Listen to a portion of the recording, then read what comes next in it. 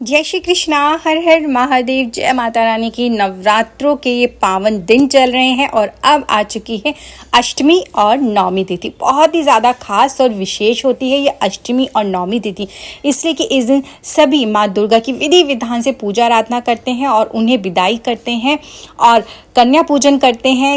जो भी उन्होंने पूरे 9 दिन में पूजा आराधना करी उसका विशेष फल उन्हें कन्या पूजन करके प्राप्त होता है।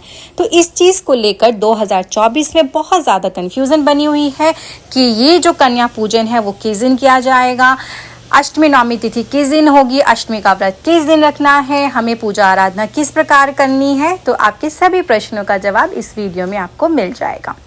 दूसरा कि जैसे कि उत्तर पूर्व साइड में कोइछा बोला जाता है, जो कि माँ की गोद भरी जाती है, वो किस समय करना है, कैसे करना है, हमें कलश पे रखे नारियल का क्या करना है, हमें विसर्जन कब करना है, माँ की विदाई कब करनी है, कई सारे प्रश्न हैं और इन प्रश्नों का आज समाधान होगा सिर्फ इस एक मात्र वीडियो से।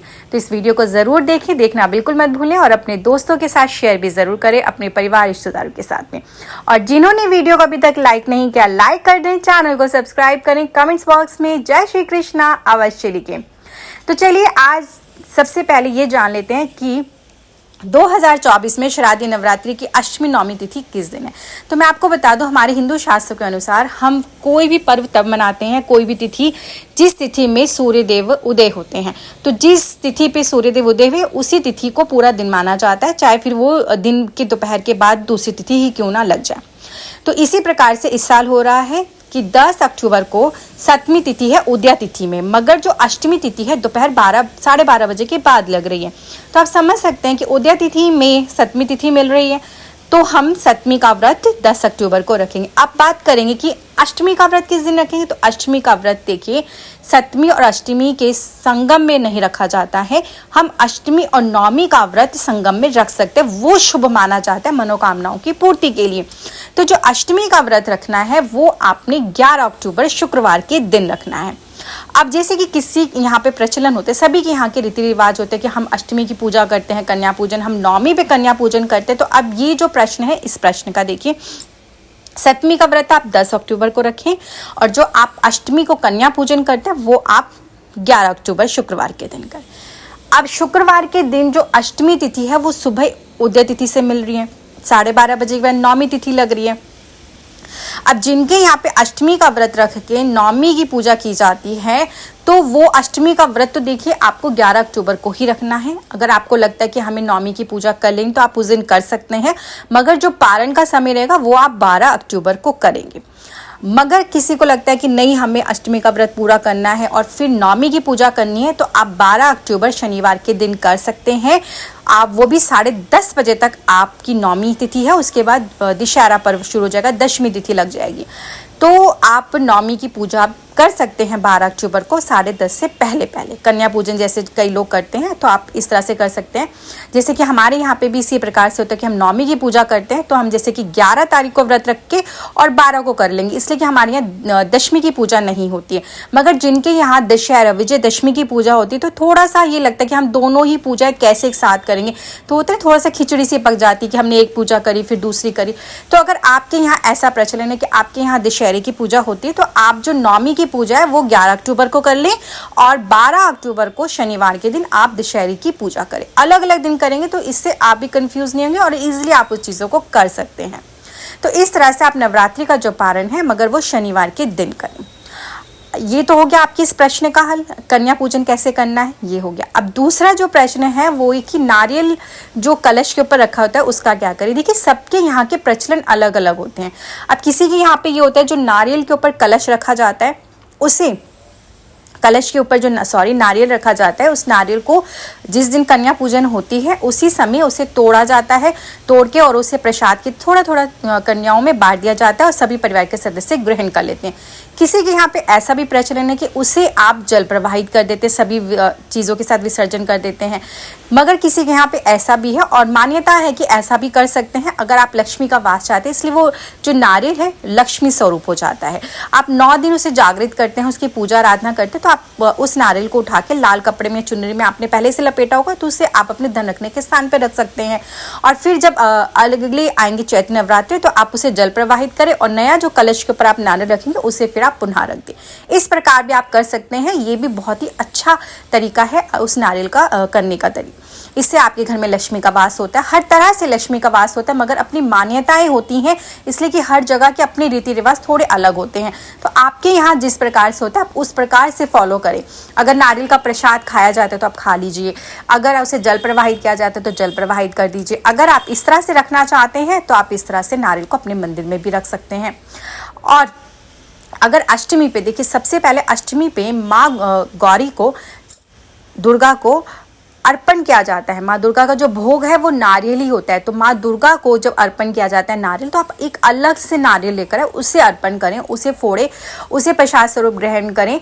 और उसे आप किसी मंदिर में भी इस तरह के नारियल को भोग के लिए दे सकते हैं। तो आपको जैसा कंफर्टेबल होता है आप इस तरह से कर सकते हैं। इसमें आप किसी भी प्रकार की संशय ना लेकर आए, मन में दुविधा ना लेके आए। आपके यहाँ जिस प्रकार होता है वैसे करें। तीसरा प्रश्न आपका है हवन। अब कन्या पूजन से पहले हवन करें या कन्या पूजन के बाद हवन करें? तो देखिए, सबसे पहले बहुत ही सीधा सा प्रश्न है। आप सारी पूजा आराधना कर लेते हैं ना, आप एक नॉर्मली जब घर में क्या करते हैं, अगर आपके यहाँ हवन पूजा होता है तो आप क्या पहले खा लेते हैं? नहीं खाते ना, आप पहले हवन करते हैं, पूजा आराधना करते हैं, फिर हवन होता है। आपका हवन को पूरा करके अच्छे से सब कुछ आप अग्नि को देते हैं, देने के बाद ही तो आप उसे प्रसाद स्वरूप ग्रहण करते हैं। सेम उसी प्रकार नवरात्रि में भी होता है। इसमें कभी कंफ्यूज मत हुआ करें कि आपने कन्या पूजन से पहले हवन करना है या कन्या पूजन के बाद हवन। देखिए, हवन पहले ही होगा।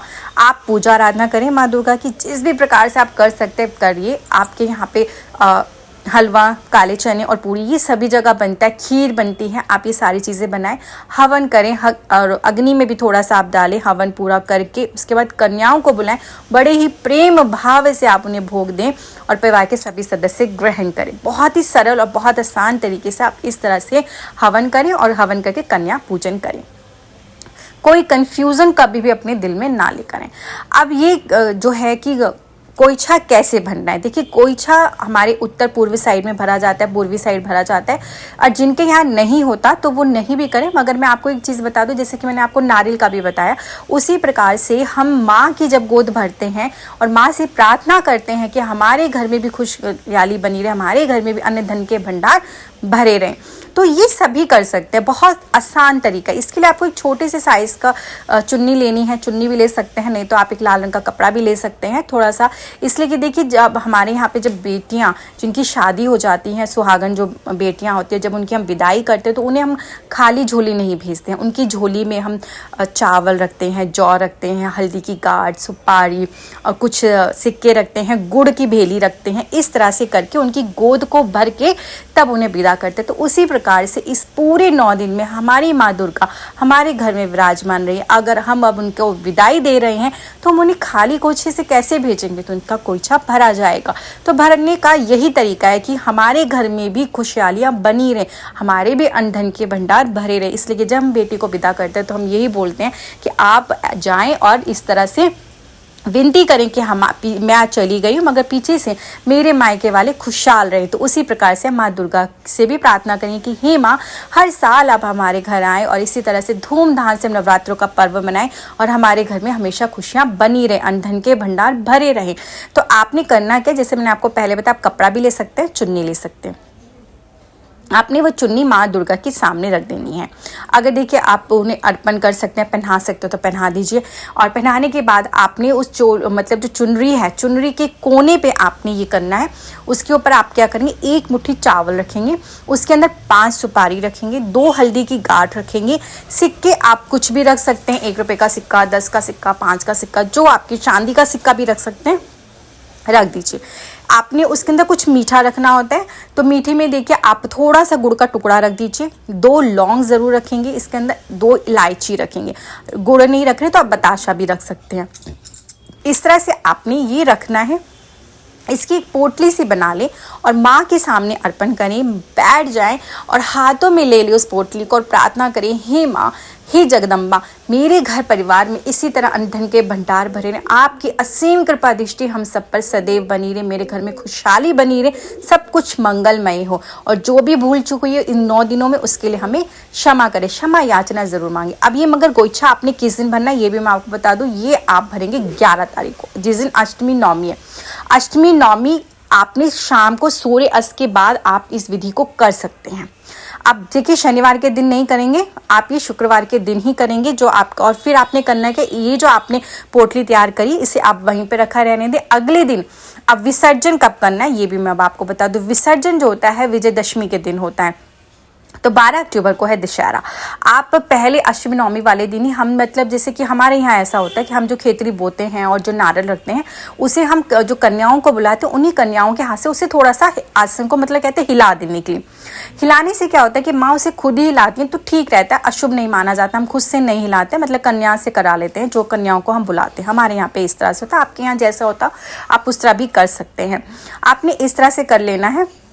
मगर आपको लगता है कि आपने अब विसर्जन कब करना है सारी चीज़ों का, तो आप विसर्जन करेंगे 12 अक्टूबर को। आपने मतलब रात में आप माँ की गोइठा भर देंगे, और भरने के बाद उन सारी चीज़ों को आप थोड़ा सा कलश को हिला दें, आप खेतरी जो बोई है उसको थोड़ा सा हिला दें, और अगले दिन आपने विसर्जन करना है। सुबह ही आप मतलब 10:30 से पहले पहले आप विसर्जन कर लेंगे। 10:30 बजे के बाद नहीं करेंगे, आप 10:30 बजे से पहले पहले सारी चीज़ों को इकट्ठा कर लेंगे और विसर्जन करेंगे। इस तरह से आपने विसर्जन करना है, और किसी भी प्रकार की संशय, कोई भी चीज में संशय मत लेकर आया करें, परेशान ना हुआ करें। अब सबसे पहले ये प्रश्न आता है कि उस कलश में रखी हुई चीज़ों का क्या करें। जैसे कि सबने उसके अंदर हल्दी की गांठ, चांदी का सिक्का या सिक्का डाला होगा, लौंग डाली होंगी, कौड़ी डाली, कमलगट्टे डाले हैं, तो ये सारी चीज़ों का क्या करना है। और नारियल के ऊपर नारियल जो रखा है उसका तो मैंने आपको बता ही दिया कि क्या करेंगे। और एक प्लेट में हम चावल रखते हैं, उसका क्या करना है तो मैं आपको बता दूं। कलश के ऊपर रखे हुए उस चावल को आप अपने घर की जो रसोई में जहाँ पे चावल का डिब्बा होता है उसके अंदर मिला दीजिए। दूसरा, आप जो हल्दी उसके अंदर डालते हैं कलश में, उसे आप खाने में इस्तेमाल कर लीजिए। लौंग इलायची जो डालते हैं वो भी आप खाने में इस्तेमाल कर लीजिए। और उसके अंदर एक जो कौड़ी, कमलगट्टा, सिक्का आप जो डालते हैं, सुपारी डालते हैं, इसे आप लाल कपड़े में लपेट के अपने पर्स में, धन रखने के स्थान पे कहीं पे भी रखिए। जागृत हो जाते हैं 9 दिन तक। और ये जो कलश का जल है पूरे घर में छिड़के एक एक बूंद परिवार के सभी सदस्य जरूर ग्रहण करें। और बाकी का जो जल है आप किसी भी पौधे में, वृक्ष में डाल दें। देखिए पैरों के नीचे नहीं आना चाहिए, इस चीज़ का विशेष ध्यान रखें। और जिसमें आम के पत्ते, अशोक के पत्ते लगे वो सब आप विसर्जित कर देंगे।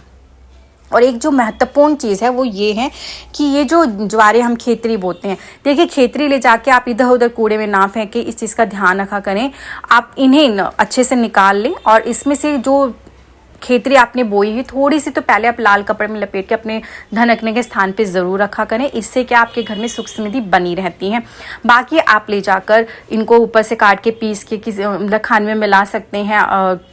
इससे उपजाऊ मिट्टी हो जाती है, तो आप ऐसे मैदानों में जाके इसे डाल सकते हैं जहाँ की पार्क में या खेत की मिट्टी सही से हो सके। मगर इस तरह से कूड़े में बहुत ज़्यादा देखे जाते हैं कि पहले तो आप 9 दिन उनकी पूजा करते हैं, 9 दिन के बाद आप उन्हें ले जाके कहीं पे भी, इधर भी सुनसान जगह पे फेंक देते हैं। अपमान, इस तरह से अपमान ना करें। या तो फिर आप बो ही नहीं, अगर बोते हैं तो फिर उसकी थोड़ी सी इज्जत ज़रूर करें, इधर उधर फेंके नहीं। और अब जोत में जो हमने अखंड जोत में जो बाती लगाई, उस बाती का क्या करें। अब जो बच जाती है तो देखिए वो जो बाती का जो धागा बचता है तो उसे ना फेंके। वो 9 दिन जागृत हुई है, उसे आप अच्छे से साफ कर ले, और साफ करने के बाद आप अपनी कलाई पे बांध लें। इस तरह से बांधने के आपके जीवन में जो भी परेशानी समस्या चल रही है वो सारी दूर होती है। और साथ में 9 दिन अगर आपने जोत बत्ती जलाई है, आपकी वो जोत बत्ती बचती है, उसका क्या करना है तो ये भी मैं आपको बता दूं। देखिए जो भी रुई की बाती आप 9 दिन जलाते हैं, अखंड जोत नहीं जला रहे, आप रुई की बाती से ही बनाते हैं, मगर वो बची थी उसे कूड़े में नहीं फेंकना है। उन्हें सारे इकट्ठा कर ले, उसमें थोड़ा सा कपूर रखें, हवन सामग्री मिलाएं और उसका अच्छे से हवन कर ले। वो सारी जल जाती है। अगर हवन सामग्री आप नहीं भी मिलाते तो भी आप कपूर रख के जलाएं तो वो सारी बत्तियां जल जाती, तो वो उसकी राख सी बचती है। राख आप किसी पौधे में डाल दे तो आपका बर्बाद नहीं होता है और अपमान नहीं होता है। इस तरह से करें, इसलिए कि मैं ऐसा ही करती हूँ, मुझे ये चीज़ें सही लगती हैं। अपमान ना करें। हम 9 दिन पूजा आराधना करते हैं, फिर बाद में हम अपमान करते तो बिल्कुल ही गलत है, ऐसा नहीं करना चाहिए। अब एक विशेष चीज़ है कि इस साल है मंगल का और सेनापति है शनि, और इसमें हमें कन्याओं को ऐसा क्या चीज़ें भेंट करनी है। तो मैं आपको बता दूं कि ये जो टाइम है ना, इसमें आप कन्याओं को जो भेंट स्वरूप दे सकते हैं वो आप कोई बर्तन दें, तांबे का बर्तन दे सकते हैं, नहीं तो आप श्रृंगार का सामान ज़रूर दें। और श्रृंगार के सामान में देखो बच्चों से रिलेटिव चीज़ें दें जिससे कि बच्चों का उसमें मन लगे और वो उनको ऐसे वेस्ट में नहीं फेंके। कई होते हैं ना, हम ऐसी चीज़ें दे देते हैं, चुन्नियाँ दे देते हैं जय माता दी लिखी, वो क्या करते हैं बच्चे फेंक देते हैं। तो आप उनके यूज़ वाली चीज़ें दें। यूज़ वाली में आप उनको हेयर पिन्स दे सकते हैं, उनके रबर बैंड्स दे सकते हैं, ऐसी चीज़ें दें। और जिनको लगता है कि माँ सरस्वती को प्रसन्न करना है, शिक्षा प्राप्त करनी है, तो शिक्षा से जुड़ी हुई चीज़ें दें, जैसे पेन पेंसिल दे सकते हैं, कॉपीज़ दे सकते हैं। मगर कोशिश करें कि ऐसी कोई चीज़ें ना दें बेकार वाली जो कि वो वेस्ट हों और वो उन्हें फेंकें। तो आप जो भी दें अच्छी चीज़ें उन्हें भेंट स्वरूप दें। और इस तरह से छोटे छोटे से खास चीज़ों का विशेष ध्यान रखिए, आपके जीवन में कोई भी समस्या नहीं आएगी। 9 दिन आपने माँ की पूजा आराधना विशेष रूप से करिए और अच्छे तरीके से करें। इस तरह की जानकारी के लिए चैनल को ज़रूर सब्सक्राइब करें। बहुत ही ज़्यादा इंटरेस्टिंग वीडियोस आपको फिर मिलती रहेंगी। अब मुझे आगे दीजिए, फिर आती कुछ ऐसे खास ज्योतिष उपाय के साथ में और विशेष जानकारी के साथ में। आप सभी का दिन मंगलमय हो। जय श्री कृष्णा, हर हर महादेव।